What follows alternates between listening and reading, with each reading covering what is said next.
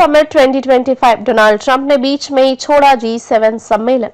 PM Modi से नहीं होगी मुलाकात, जाने वजह।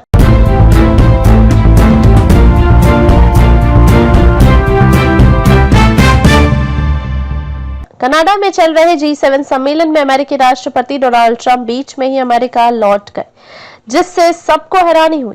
उन्होंने ईरान को परमाणु हथियार योजनाओं को छोड़ने की चेतावनी दी और कहा कि इजरायल ने ईरान पर हवाई हमले शुरू कर दिए हैं। जो G7 समिट के दौरान ट्रंप ने रूस को फिर से शामिल करने का सुझाव दिया है और चीन को भी शामिल करने की बात कही है। कनाडा में चल रहे G7 सम्मेलन में अमेरिकी राष्ट्रपति डोनाल्ड ट्रंप ने सबको चौंका दिया। दरअसल वह बीच में ही सम्मेलन छोड़कर अमेरिका लौट गए।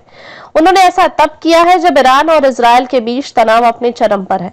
G7 समिट के दौरान ट्रंप ने ग्रुप की अहमियत को लेकर भी सवाल खड़े किए। उन्होंने कहा कि 2014 में रूस को G7 से निकालना गलत था, जिससे दुनिया अस्थिर हुई।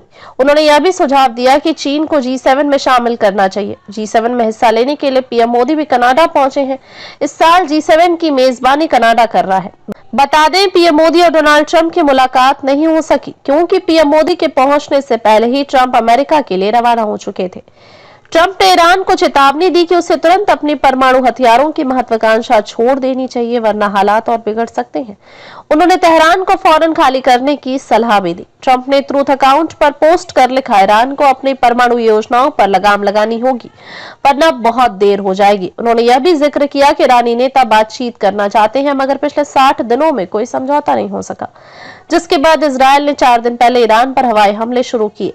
इजरायल ने ईरान के कुछ परमाणु ठिकानों को निशाना बनाया, मगर ईरान का फोर्डो यूरेनियम संवर्धन केंद्र अभी भी बचा हुआ है। यह केंद्र जमीन के बहुत नीचे बना है, जिसे तबाह करने के लिए इजरायल को अमेरिका की 30,000 पाउंड की GBU 57 मासिव ऑर्डिनेंस पेनिट्रेटर बम की जरूरत पड़ सकती है। यह बम B-2 स्टील्थ बॉम्बर से दागा जाता है, जो इजरायल के पास नहीं है।